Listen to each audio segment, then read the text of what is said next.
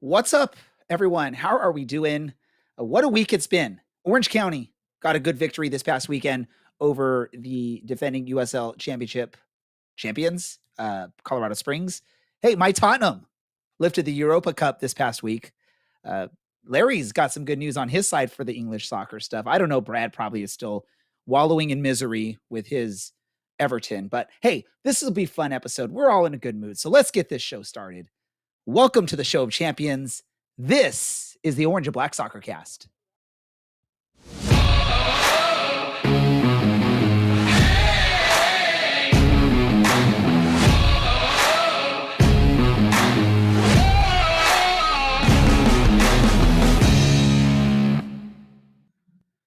How's it going, Orange County? Welcome to another episode of the Orange and Black Soccer Cast, the first and only show dedicated to Orange County Soccer Club, its fans, and supporters.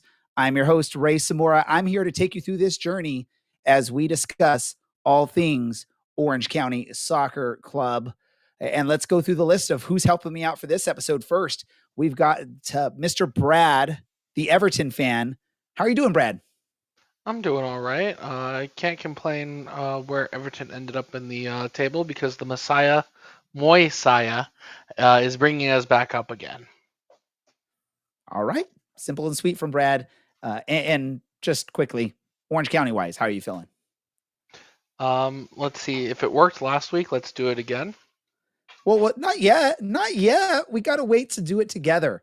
And maybe even Larry can join us. I don't know if he even has that. Speaking of Larry, there's Larry, the bearded one himself, a Sunderland supporter. Very rare to see those around. He's happy about that. Also, I think happy about Orange County. How are you doing, Larry? You know what? Saturday was quite possibly the best morning and evening of the entire year so far.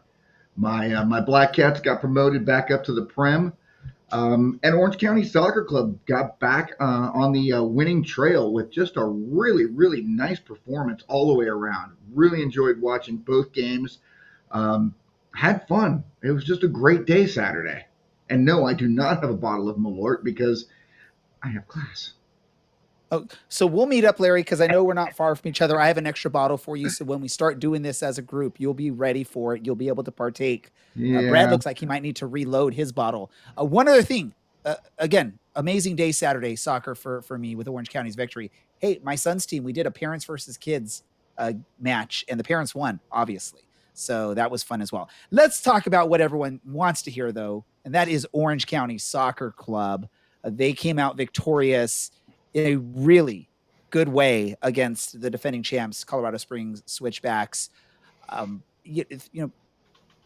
We've been talking about it, or at least I was talking about it in recent episodes, that I hadn't been as down on this team as some others.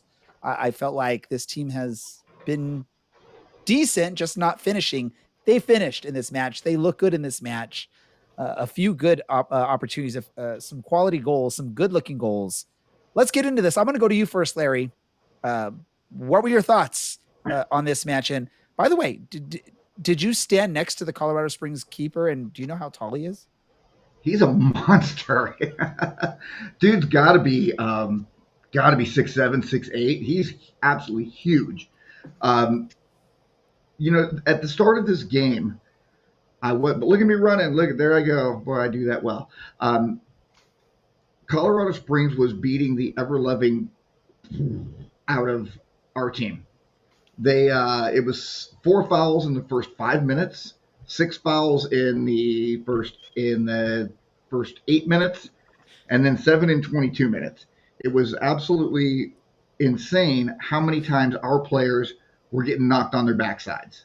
And the ref wasn't giving any cards. He didn't start giving cards till way later. So I was a little bit concerned. But after about that 20-minute mark, I just felt like, and I posted a video on Instagram saying, you know what, these guys are just beating the crap out of us. And we need to be tougher. Our boys need to be tougher out there.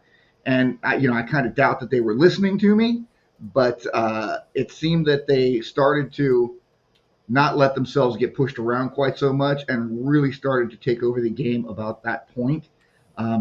We didn't have the possession. They obviously had the lion's share of possession. But overall, I mean, some really great finishes from Hegardt and from Warren from Dunbar.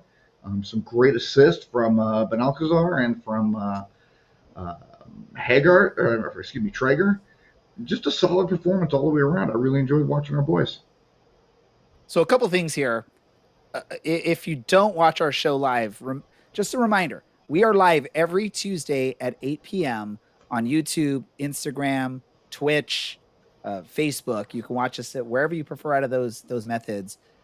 You missed a couple things. You missed the video that Larry was referencing of him running, which is always fun to watch Larry running on the sidelines to try and catch up to the celebrations. Fat guy running, baby. That's me. You also missed Brad and I with quizzical looks when our producer Andy was showing the highlights here, and we were trying to figure out what was going on those highlights. Hey, if you want to know why we were puzzled, you'll have to check it out. There are video replays also on Spotify shortly after we wrap up the episodes. Let's get back into this. And when Ray says 8 o'clock, that's loosely. It could be 8:02, could be 8:04, could be 8:03. But I recommend you get onto the show at 8 o'clock or be here at 8 o'clock so you don't miss the great intros we always have. Let's get back into this match, though. I'm going to go to you, Brad. Out of the 3 goals for Orange County, which one did you like the most? Yeah, definitely the one that's up for goal of the week with a howitzer of the leg that just cruised in, just swiftly as if it was coasting on the water. Mr. Mo War. Man, if he doesn't win goal of the week, I think it's truly a popularity contest. It was such a good goal. Hegardt played absolutely phenomenal. Even though the team didn't have the lion's share of the ball, the team did have the most shots in the game. And finally, making our own luck, Dunbar with a bicycle kick. I mean, could you call it a bicycle kick? Almost kind of like one. And the team truly just, boated over to victory there. And look, last week I said quality over quantity, and we got quality this week. We had some great touches, some good finishes, and if it means drinking a shot of Malort on every single show moving forward, if the results hold, then let's get I don't even know if there's a catchphrase. Let's get Tire Fire in. Tire Fire. All right. I love it. And for those that know, Brad and his crew up in Reno are the ones that introduced us Orange County fans to this stuff called Malort. If you haven't tried it, try it. It is an experience. Hey, really quick, before we talk more about this match, I just had a random question that come up, and I want to ask it of you two before we get, so I don't forget the question. I'll go to you first, Larry. You look at all the new players that were brought in for Orange County on the attack side, Tristan Traeger, Liam McKinnon, but I feel like sneakily the player that came up from NISA in Mo War has been probably the more productive of all the attacking additions. What are your thoughts, Larry? I don't disagree. He doesn't have as big a numbers as the other players, but he is tied for the team lead in goals with 2, along with Liam. But the guy's only taken 4 shots. 3 of them on target. 2 of them he's put into the net. And that is really in limited play time. I mean, he's not out on the pitch for 60, 70, 80 minutes a game. I mean, I think he's had, 1 or 2 starts maybe? All of his goals have come late, 88-minute plus. But this kid is a difference maker. He is the super sub off the bench. And man, he's just fun to watch. He's got this smile that's infectious, and he's just a really nice guy. And he's scoring goals for us. So I don't know what it's going to take to get him into the lineup more, but you've got a lot of firepower up there in the front. And I would like to point something out. This is, of course, not a knock at all on Liam McKinnon, but Liam on Saturday was a very, very minimal factor in this game. And we still came out and really took it to a very solid Colorado Springs team. So just imagine if Traeger's playing at the top of his game and Liam's at the top of his game, and we get Zubak back healthy. Again, this is going to be one of the scariest teams in USL Championship moving forward. And then in the 75th minute, you bring Mohamedou War in to, blast a banger from 25 yards out. That's a team that people better pay a lot of attention to, especially those guys up in Monterey this weekend. They should be terrified. I see you, Noah. We'll talk about Monterey Bay in just a little bit, but we got to wrap up our talk about this match. Brad, let me ask you this. Unfortunately, no shutout again for Orange County. It's now, I don't know how many matches we've had this season, but no shutouts on the season. 13. Is there concern, or are we okay with, if we can score 3 goals a match, then we don't need to worry about shutouts? I mean, if you score 3 goals a match and you're only letting in 1 or 2, you're going to win more games than you lose, believe it or not. Madden philosophy there. Look, we've always said Orange County's defense has been good, but we've been making a lot of silly mistakes this year. We've had 1 game now where we scored 3 goals, but we're finally seeing a little bit of that offensive production we were expecting. Let's hope it just kind of holds up moving forward. Can I say something to that, Ray, before we move on? Go for it. Here's the question, though, Brad. How many goals have we scored so far this year? Yeah, I feel like you got an answer for me on that, Larry. I had the number in my head, and I suddenly forgot. It's like 12, 13. It's not a lot. We had 3 on Saturday. We had 4 on opening night.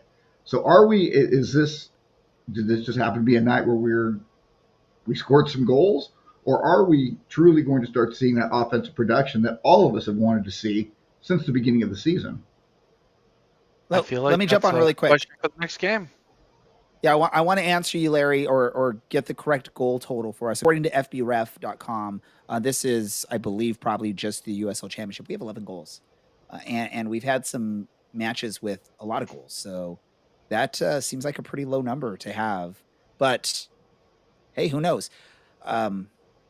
Any players that stood out from you, and we'll just do this a quick answer. Who stood out for you, and give us a brief description why, Larry. Chris Hegardt was just on top of his game from the minute the ball kicked off.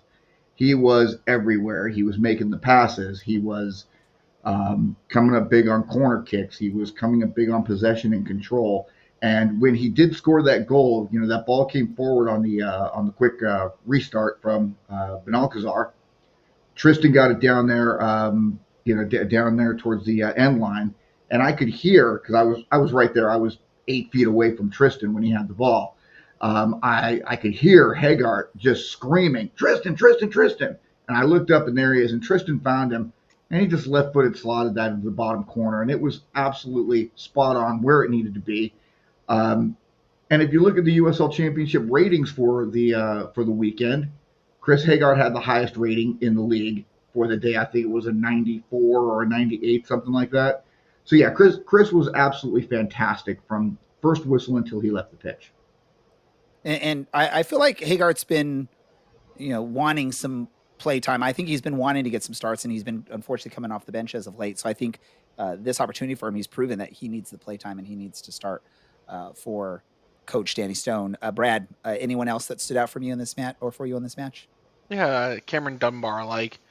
He had a wonderful goal himself, but on top of that, a hockey assist where he was the second person to touch the ball before the player shoots the ball, so he doesn't get the assist. But look, Dunbar is the person that we have been talking all last season. We expect so much out of, and we saw a little bit of what we expect out of him last Saturday. I just want to try and find out, how do you pull off a bicycle flick goal on EAFC? I want to try and figure out that move, because that's pretty much what Dunbar did there, was like a bicycle flick. It wasn't really a bicycle kick because there wasn't power behind it. He just sort of bicycle flicked it over his shoulder into the open part of the goal, which was really cool to see. I like seeing that, and Dunbar needed to see that. He needs more balls hitting the back of the net. Before we move on, I want to make sure to remind everyone, if you like this show or if you listen to the show, you should also follow us, like us, and all that, share stuff on our social medias, which include Instagram, X, Facebook, wherever you like to follow us, or you haven't followed us yet. Look for us there, follow us, like our post, share our post. Also, make sure you like and subscribe to our podcasts. And hey, on YouTube or wherever, so you can find out when we're going live, even though I've told you, 8:00 every Tuesday, Pacific time. Let's move on and talk about this upcoming match for Orange County, an important match for them. this coming weekend, and that's going to be a match against. Is it Monterey Bay in the second? Is it the second match of the Jägermeister Cup? Correct. Yeah. All right. So this will be very important. This will be very important for Orange County. We've talked about it in the background. There only 2 teams are guaranteed to move on from the group. You have to finish 1 or 2 to move on, and then there's some random weird thing the USL is doing to get 2 wildcard teams, which sort of is crappy. But we'll get into that later. We've got someone to help us out with this discussion because obviously Brad, myself, and Larry, we're not experts on Monterey Bay. We need a scouting report on them so we can pass it on to the players at OCSC. And so we welcome on Noah Telford to our show. He's an expert of Monterey Bay. Noah, welcome to our show. Thank you very much. Thank you for having me on. Yeah, we're glad we could have you on to the episode here. Talk to us about Monterey Bay the season. I think we were looking at sort of the win-loss draw stats, and early on they looked great from Monterey Bay. As of late, it hasn't looked as good. What are the fans looking at with the team? What's maybe the problem that's going on with Monterey Bay that's restricting them from getting those victories they were getting early on in the season? Yeah, and a real quick, I see Carlos in the chat. Thanks, Carlos. But yeah, more recently, it's been the fact we can't score goals again. That was the case last season, at least down the stretch. Defensively, we're still fairly sound. I mean, we only allowed 2 goals to Louisville last time out, of course. But yeah, at the moment, I kind of feel like we're really over-reliant on the long ball at the moment. Now, we do have players out. We have probably our 2 most influential players so far this season in Soyberg and Lottie. They've been out for some time with injuries, not specified. That's just lower body, but those are our 2 most important players. And the fact that we don't have them, it's really showing. But at the same time, it doesn't feel like we've really adjusted in any aspect, unfortunately. So that's kind of where we stand at the moment. Of course, the most recent run of form has really dipped. And obviously, I think that the high of the season so far has really been that 3-0 win away against you guys. But yeah, that's where things stand at the moment. What are your thoughts, or what are you hearing from the fans regarding the Jägermeister Cup? Is that something that's sort of just second thought for the fans in Monterey, or are they just as excited about that as they are the regular season for USL? And do you expect them to be putting out a strong team also? Yeah, I think, the fans, I think it's a mixed bag, honestly. Some people are kind of like, well, it's just extra games we have to play, kind of similar to the Open Cup at least. Personally, I value the Open Cup a little more than the USL Jägermeister Cup. At the same time, it is a chance to win, some hardware, of course. But I think most fans will, maybe a majority of the fans will say that it's a thing that they've been looking forward to, just because the way we started, at least, there was kind of conversations between some of us fans where it was like, we may have a real shot at winning this thing potentially, or going far at least, potentially getting out of the group, because we have, of course, 2 other matches against USL League One opposition, although not to say that those are easy teams, but in any way, of course, Spokane and Velocity are very good. AV Alta are pretty solid. But yeah, that's the general consensus I get from the fans on the USL Jägermeister Cup, is that it's kind of in between on both sides. So, Noah, let me ask you this. Orange County Soccer Club has a lot of fans who are just casuals, and they probably don't even know what the hell the Jägermeister Cup is. And in talking about it and, the feelings about the Jägermeister Cup, do you find that's the case with some Monterey Bay fans? They know there's a game this weekend. They know that Orange County Soccer Club's coming to town, but do they think that it's just another USL Championship game, or do they actually know and understand that it's a Jägermeister Cup game? Because I was talking to some people at the stadium on Saturday, and they had no clue. They didn't know what the hell I was talking about. Yeah, I think most people don't really know, honestly. I don't think most people know what the Open Cup is as well, I'll be honest. I think most people who come to our games as well are, not really even season ticket holders. We have these flash sale deals, etc., and that does draw a decent amount of people, especially for the north side section, which is, probably the cheapest tickets in terms of if you want to be sideline, kind of, sort of, then it's a good seat. But really, I don't think a whole lot of people know what the USL Jägermeister Cup is. And I think this goes to show the USL in general, sometimes I feel, but also it's upon the club, even more so I think, that the community outreach, especially with Monterey Bay FC, has not been that great since the inception of the club. So if people don't know what it is, then they're probably not going to come. On top of that, it's a weekday. People are just not as willing to come out. Or, excuse me, it's not a weekday, it's on the weekend. I'm thinking of the Spokane match. But yeah, I think most people don't really know what it is. Yeah, I don't disagree with you there. I want to ask you about one of your players in particular, your lead scorer, Paul. Is it Gindery or Gindery? How do you say his last name? Yeah, it's a little weird because he has Paul Gindiri. I think that's probably how you pronounce it. Okay. He has Paul Gindiri on the back, but we just call him Elijah Paul. So okay. I don't know if it's a family sort of thing. But yeah, players, they have their preferred name on the back of their jerseys, of course. Yeah. So it looks like 4 goals, 2 assists on the season, 11 starts, 1 game coming in off of a substitution, 15 shots overall, 15 shots on goal. All of his shots on goal have scored. That's a pretty impressive stat. What is it that is setting him apart from others in the league this year? I just think his presence, his work rate is really just excellent. Every time I see us pressing, I notice him. Every time we try and play a long ball, it's to him. His movement is very, very good in and around the 18. Of course, he got 3 goal contributions last time out against you guys, which was very impressive because a lot of us fans didn't know what we would expect from some of these players, and I don't think we expected that from Elijah Paul at all. But at the same time, I think in the recent weeks, at least, he's gotten a little isolated in terms of his service. Again, we've been playing a lot of long balls to him, which for the frame he has, I get it, I understand it, but he just doesn't have a whole lot of help in that sense of the world now. He did score about 3 weeks ago against Miami, so it's been a bit, and then before that, it was a little bit before he scored as well. So he's really efficient. You get the ball into him, he's there typically, and he's just kind of your typical number, your typical center forward in terms of the frame that you have. So no, I got a couple more for you. So obviously, last time we played, you got to visit Orange County.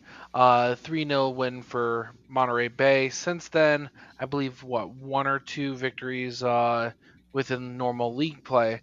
What's kind of changed with Monterey's possession? I know you alluded to kind of goals have gone down, but what's the, I guess, under the hood reason for that? Is it just less shots, unlucky like we were earlier in the season? What do you think?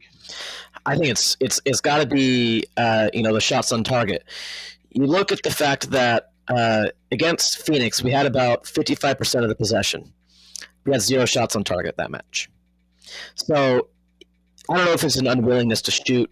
I don't know if teams are finding us out, because my main concern has always been what happens when we come up against a team that is defensively sound, or not in the early stages of figuring out how their defense looks, their back line looks, their midfield, etc., the defensive midfield.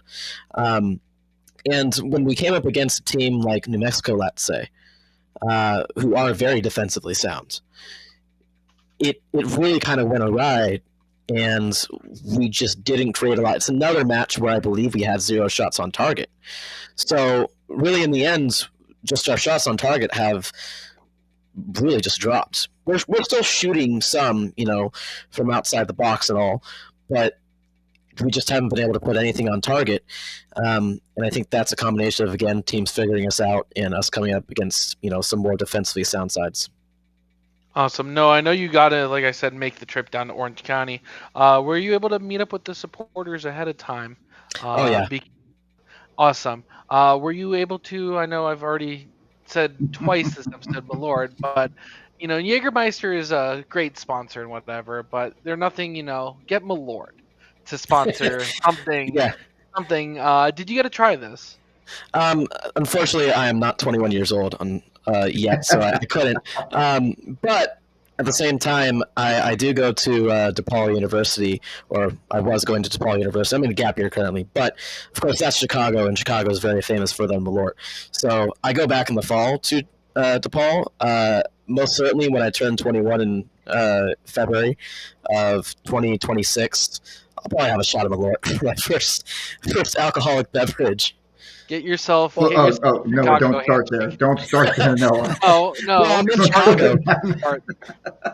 Well, I was gonna say I know you got to do the challenge though. No, you got to do the challenge, which is a shot of Malort and then immediately ask for a second, and finish that second shot. That is the Malort challenge. I learned this when I was in Missouri on vacation. The bartender at a bar in Branson said that's what you got to do with Malort. Take your first shot and immediately request a second, and you have to actually take that second shot as well. Which that's the hard part. You can ask for the second, but your body will freeze up, and you will not want to lift that shot glass for that second shot. Typically, I've had some of it before, which is a plum brandy, but Well, let's talk about our predictions for this match. So we like to do score predictions, and you're welcome to join us on this, Noah. Obviously, you're a Monterey Bay supporter, so you might be a little skewed on your prediction, and we probably are skewed on our prediction. But go ahead and think of what your prediction will be. I'm going to go to Brad first. What's your prediction for this match, Brad? Yeah, I would like to think that this will be a very competitive game. It'll be 2-2 going to penalties, and anybody can win in penalties, so I'll take a cop-out answer there. Sorry, Chris in the green room. Awesome. Larry, your prediction. What the hell was that, Brett? That's just come on, man. Step up. 3-1 Orange County. And Noah, next time you talk to Super Van Dan, tell him right here, Sunderland, baby, we are coming for Newcastle in the Prem next season. I'll advise him against watching this later on Watchback. No, I'm just kidding. Noah, do you have a prediction for us? Yes, I do. I'm going to go 2-1. Hopeful to say the least to us. In terms of goal scorers, I'll go Malongo. Haven't seen him score in quite a bit, but he's a very dynamic winger for us. Assuming he plays, of course, because he did start in the weekend against Louisville. But in terms of a second, I'll go a little. Off the beaten path per se. I'll go Wesley Fonguk on a header, central defensive midfielder. But I'm not confident in it, to say the least. But I gotta back us, of course. So my prediction, and I'm glad that Dylan's not here because Dylan would be very frustrated with my prediction. But we did this prediction last week, along with a shot of the good stuff. Which, Brad, if you're now ready for this, and Larry, we'll get you your bottle soon. I have bourbon. I'm good. We're going to go with an invisible glass with me. We're going to go with a prediction: 5-0 Monterey Bay. That is my prediction for this match. Ready, Brad? Here we go. And if you all don't know, did y'all it's see a double reaction in the green room? I didn't, but we'll ask him about that. We'll let him know why I did that. Really quick before we bring in our next guest, I do want to let Noah give a chance to just share for anyone that wants to learn more about Monterey Bay or follow him or hear from him. Where do they go, Noah? You can go to MBFC_discussion on Instagram. I'm mainly on Instagram. I do have a Twitter, but I'm not very active on there, to be honest, anymore. So just Instagram for the time being for me. Awesome. Well, Noah, thank you so much for joining us and having a good time with us. Best of luck for your team, Monterey Bay, the rest of the season, but not this weekend. Likewise, and thank you guys. Awesome. Noah, great to have fellow coverers of USL championship teams. I know you love when I make up words, Brad. If Dylan was here, he would have been giving me a hard time on that. But we're going to move right along. We're going to bring on our next guest. Our next guest had a great match this past weekend for Orange County Soccer Club in their 3-1 victory over the defending champs, Colorado Springs. And that is, of course, Chris Hegardt. Chris, welcome back to our show. Hi, guys. Yeah, thank you for having me again. I appreciate it. Yeah, and we love Larry was watching you in the green room and watching your reactions to some of the stuff. I guess you had some reaction to either my prediction or what we were drinking or what I was drinking. What was the reaction to? Was it the score prediction? Yeah, your score prediction was a bit crazy, but it's okay. Yeah, it's one of those things. I started this years ago, and somehow I just went with a random weird prediction like that, and we went on like some good runs. So anytime we're struggling, I jump back onto that train and say, hey, let's do that prediction. I did it last episode. That was the first time I think I did it this season. And of course, we came out with a 3-1 victory, so I had to keep it going. Unfortunately, we also did a drink of, I don't know, have you heard of Malort? No, what is that? It is a liqueur that tastes like a burning flip-flop. Just so you know, like a beach fire burning flip-flop. But the supporters group, County Coalition, they adopted the tradition of doing a shot of Malort from the Reno team that Brad was a fan of. I guess it's supposed to represent we will suffer in the parking lot so that the team doesn't suffer on the pitch or something like that. So just like you with your superstitious 5-0 score, it's a superstition that I carried over of torture yourself so the team doesn't suffer. There we go. Good. Hopefully it'll bring us some good luck. So because we did that last week, Brad and I had to do it again this week because it worked last week, of course. So there's I didn't know which superstition was the correct way to go. Let's get on to talking about something other than weird stuff. But one more weird question for you. If you could tell by the backgrounds, Larry is a Sunderland fan. Obviously, they had a great week. I'm a Tottenham fan. We had a great week. Brad doesn't have a background because he's an Everton fan, and there's nothing to celebrate there. Out of the three of us, who do you think had the better week? I'm an Arsenal fan, so I'm going to say Larry had a great week. My dude. Oh, yeah. Chris Hegardt, my guy. Yeah, it's okay. Tottenham finished like 16th in the league, so they need something, you know. I think lower than that, right? Or something. I don't know. But hey, we got a trophy. That's all that matters. The first European trophy in forever before I was born. You guys been suffering for a while, so maybe it's you guys deserved it. No, they deserve to suffer, Chris. Yeah. Let's get into the match of the performance this weekend. Congratulations on a really great match. Man of the match for Orange County. Obviously, it's been a struggle this season. There's been a few bright spots. I was on the side over the last 3 or 4 matches where it's not as bad as what it seems with the score lines, because really, if you look at the performances, those matches all could have been results for Orange County, whether it was a draw or a win. Unfortunately, the ball didn't bounce the right way. Luck happens and maybe some poor finishing. But this week, Orange County figured it out. Sorry, I'm knocking the mic into my face as I'm talking. Orange County figured it out, got some goals. Not quite a shutout yet. We're still waiting for that. What is it about this match this past weekend for you and for the team that just it clicked? Yeah, I think this weekend, we created some really good chances early on in the game, and we were able to capitalize on those chances. And then basically, we scored the goals and we went up, and then we were able to hold the lead for the rest of the game. So that was very important. What was your favorite moment of the match? Like, what did you like, or what did you see that was amazing? I just think, I think the last few matches, the last 2 games, we weren't able to score goals. So I think, when I was able to score the first goal and then, Cam on the second goal, I think, the team started to believe again. And we've been playing well. It just haven't been able to score goals and get the results. So, kind of having that belief again, was very good to see from the team. And I thought the team played really well. And also importantly, we defended really well together. And it was really hard for Switchbacks to really create any chances. I don't think they really had any chances too much besides the goal. So yeah, it was a good showing for the boys. And I think that was very important to keep leading us on and hopefully continue this path we're on forward. And nothing against your goal, nothing against Mo's goal, but my favorite goal of the weekend was Dunbar's goal. I've never seen a bicycle flick. It wasn't, there was no power in that shot. It was sort of just like a over the shoulder flick, but bicycle style. Have you ever seen Cameron practice that shot, or was that just in the match, just in the flow of things, just creating it? Yeah, I think Yeah, Dunbar's a great player, so I think you never know what he's going to do on the field, but I think just in that moment when he saw Nico head it back across, Dunbar has all the quality in the world to do that, so I think we saw it there, and yeah, that was a great goal from him. I'm sure he's very happy about that. And really, Chris, how could he not be? It was absolutely fantastic. But, let's go 2 steps back from there. Let's talk about that corner.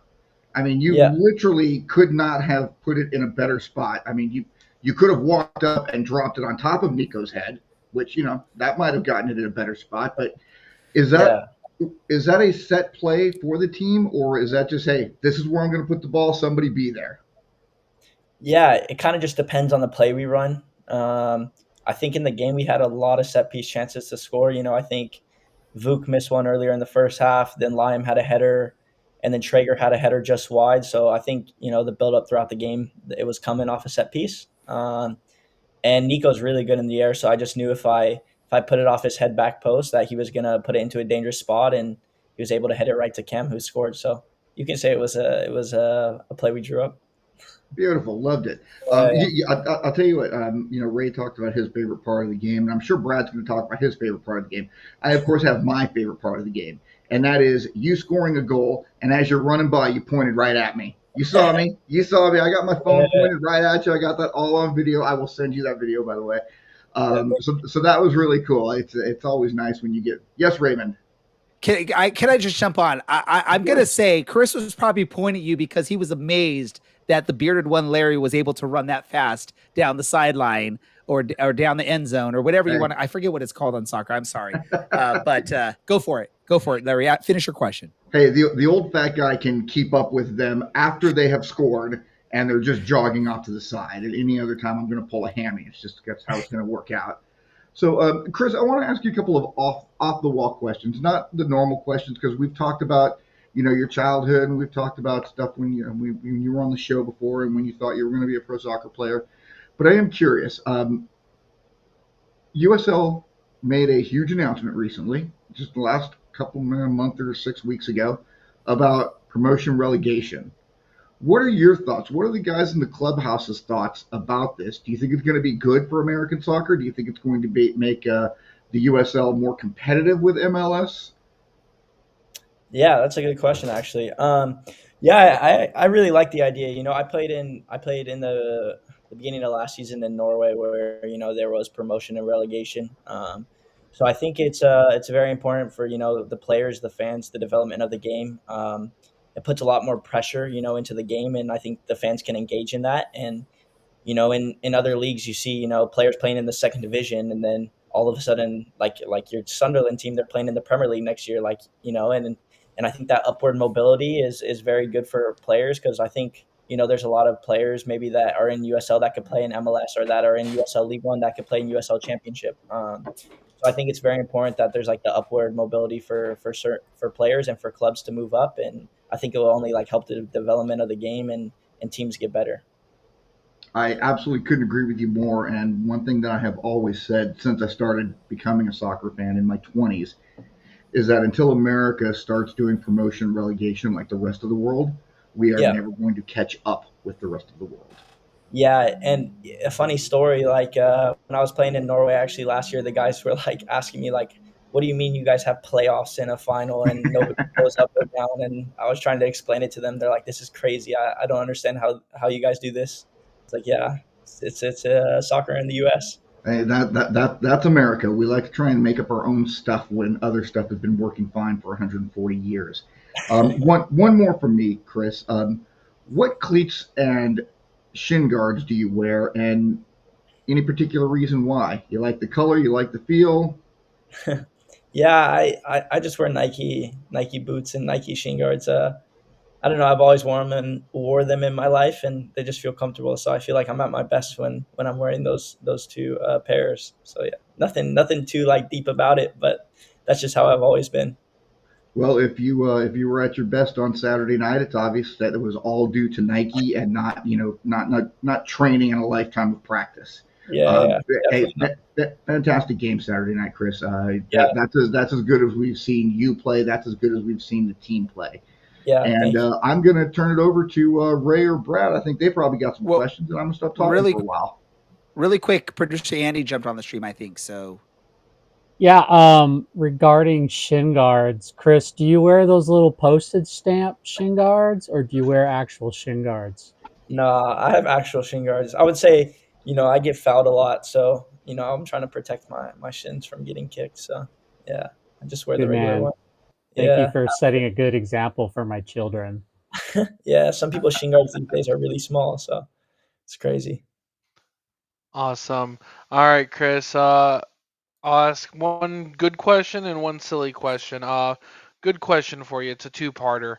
What was obviously after a couple rough games? What was the mood like in the locker room heading into this game, and what does a result like this against the defending champions do to the morale in the locker room and the clubhouse? Yeah, that's a great question.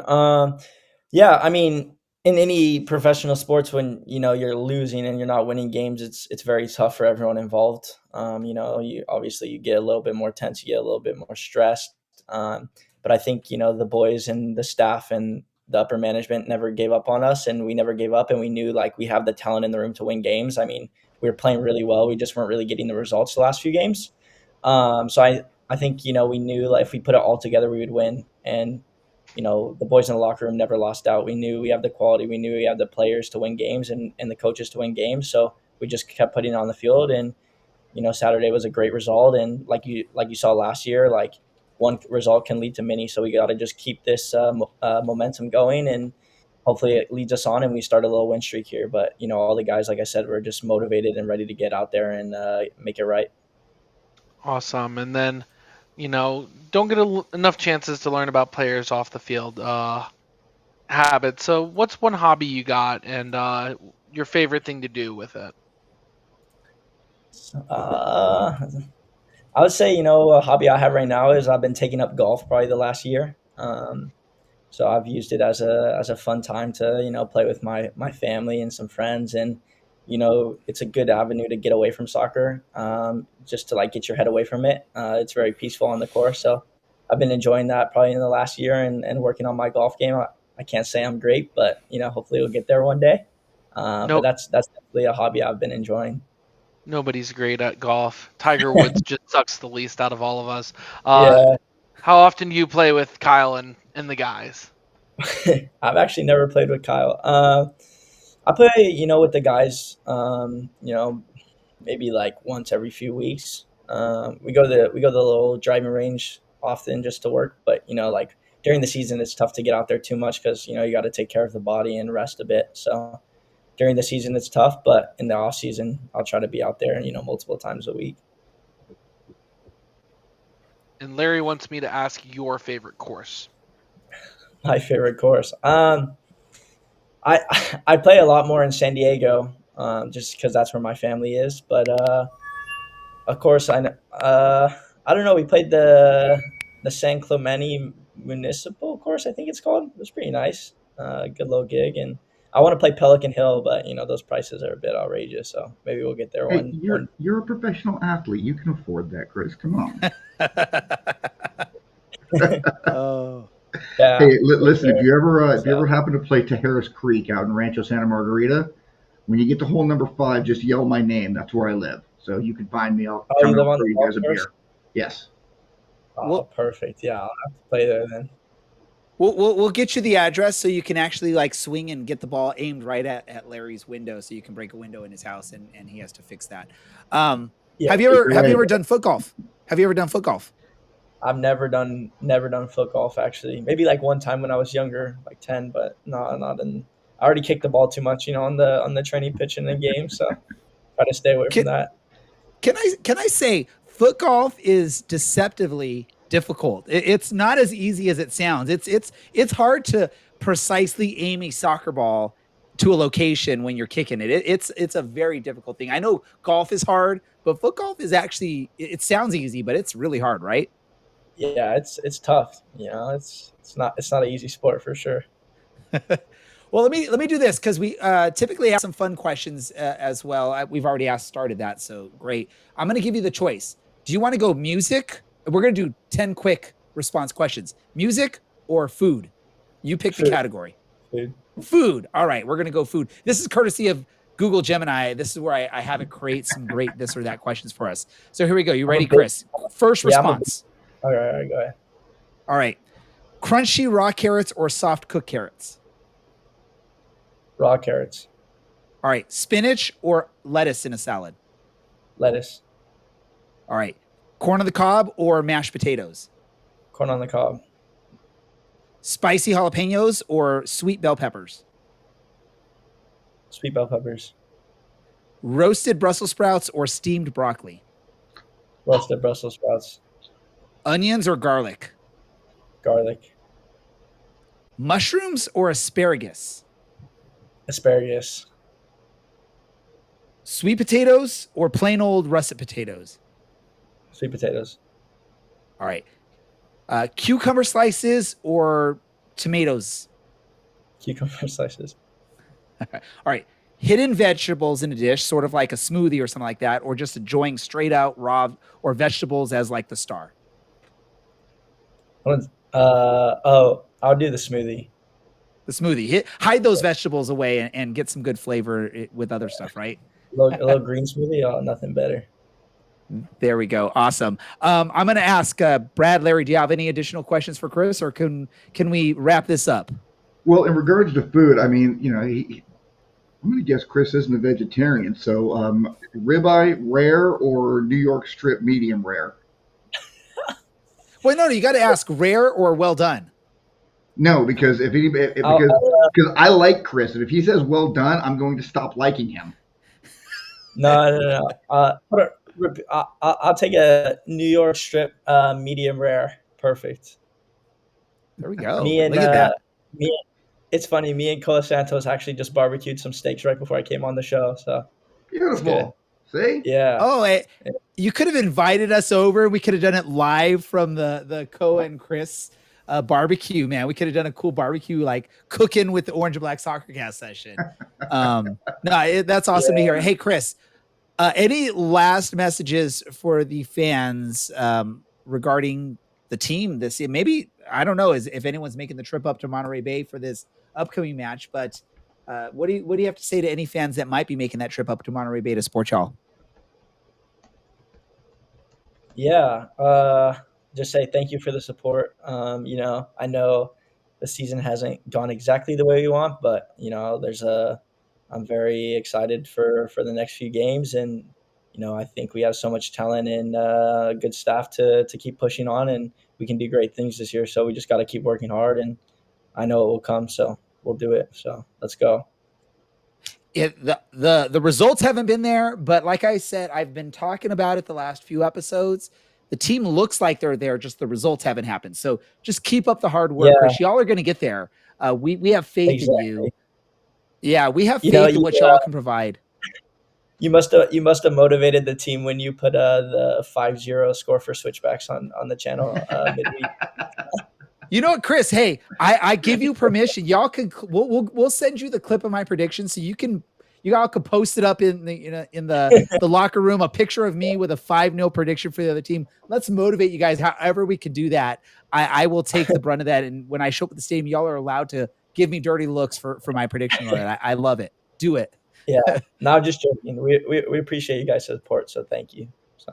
Awesome. I think that will motivate people to not want to join the show. Hey, you know what? I think, Chris, come on, be honest. Y'all have fun when you come talk with us. We try to make it fun. We don't, give you guys the difficult stuff. Yeah, no, it's fun. It's a fun interview. You don't get asked in interviews much about what vegetables you like. So yeah. But we appreciate your time. Yeah. No, you guys. There was a lot of people at the game on Saturday. It was a good little crowd, so it was good to see. But yeah, I think those beer fests tend to bring out some good crowds, and I think from what my experience, it turns some of those people into fans. I think some of those fans that go strictly for the beer, they actually enjoy the experience at the stadium, and then they return. I think I've heard that from plenty of fan that their first experience with the beer fest. Chris, we want to thank you for taking some time to come on the show. We definitely will have you again here in the future, and hopefully it's we'll probably schedule it as we're making that run to the playoffs and hopefully in that run to lift in the USL Championship Cup, because that's what we all want to see. I know you want to see it. I know the players want to see it. Obviously, the fans want to see it. Chris, thank you as always for taking some time to join us, and best of luck this weekend. Yeah, thank you guys. We'll talk soon. Okay, see you guys. Thanks, Awesome. Chris. Thanks, Chris.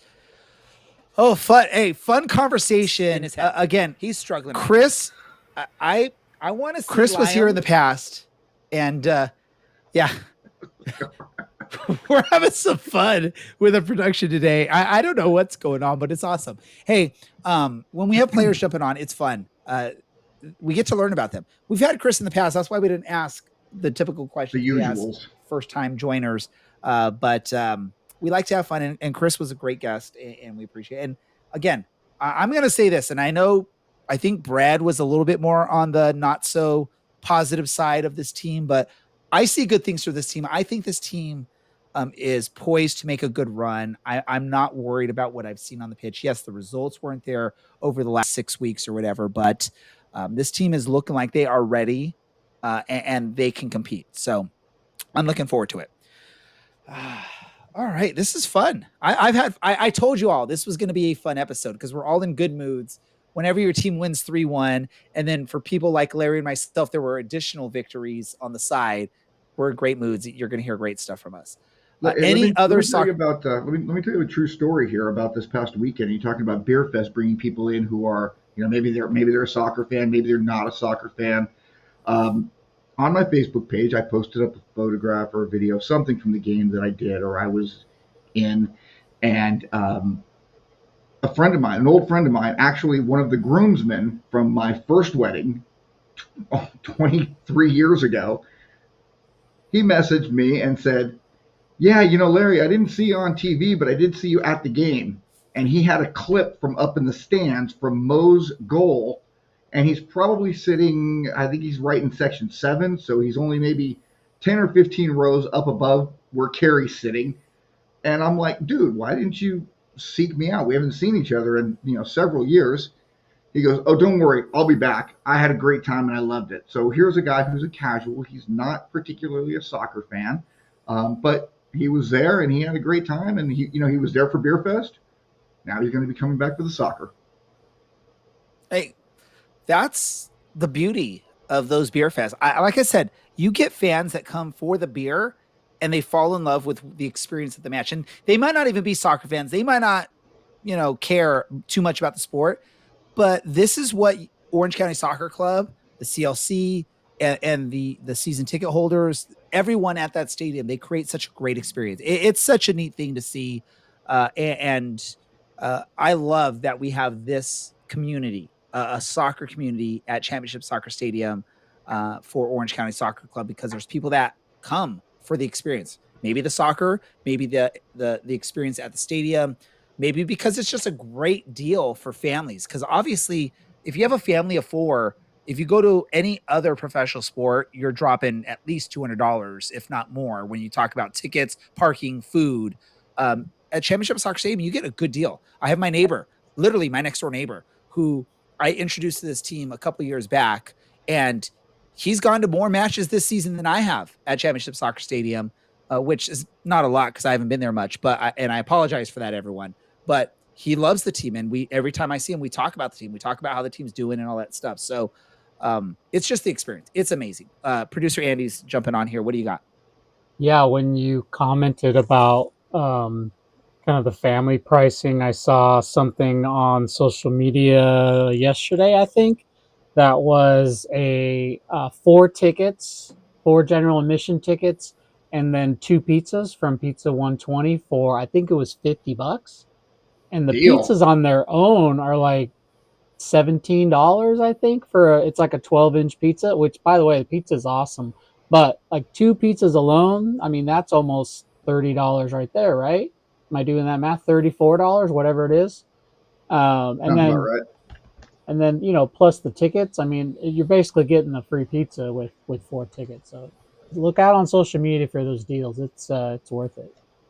Well, and I'm going to jump on it. I'm going to say, yeah, I have another friend that goes to matches, and she's like, I have these like buy one, get one free. I don't know if you can use them at the stadium, but maybe you have to go to the restaurant. But from Takeira Oe, they give out great things at the matches. It's a great value for everyone. So if you need something to do with your friends and family, obviously, if you're listening to the show, you probably know that. But I'm sure producer Annie's going to take a clip of this and be like, hey, let's throw this out on social and share this with the world, right? If you need value and you want something to do with your family, there's no better value for 2 hours than going and watching an Orange and Black Soccer House match with your family. It's going to be cheaper than taking your family to the movies. I guarantee you it'll be cheaper than going to the movies, because the movies are like, what, $20 a ticket these days, and you're going to buy popcorn and soda and candy and all that stuff. You're easily spending over $100 at the movie theater. You get a great deal at Orange County Soccer Club. They don't pay us to say this. We don't get any money from the club. We love it and we know it and we experience it. So, yeah. And if you show up, you get to see me run. That's worth the price of admission right there. Watching the bearded one run to get the highlight of the celebration. Yes. Let's talk about any other soccer stuff that anyone wants to bring up before we wrap things up. Brad, you've been quiet for a while, so I'm going to let you talk. Yeah, so at the start of the show, you talked about a parents versus kids game. And I do have to ask, what position did you play? And what was your final stat line look like there? So, okay. Parents versus kids. And for those that didn't know, I don't know if I shared last week, but I actually sliced open this finger. It's healing. It's scabbing up right now. I sliced it up. So my finger was wrapped up and I was going easy on it because I didn't want it to potentially open back up. No stitches, but still a pretty good cut. I played goalie to start, which was probably dumb of me with an injured finger, and a big goal with kids that know how to blast the ball. And then the second part of the match, I played up top and I was making some good assists and I scored, I think, 1 goal. We won 15-4. I got an assist, a goal, and a good amount of saves.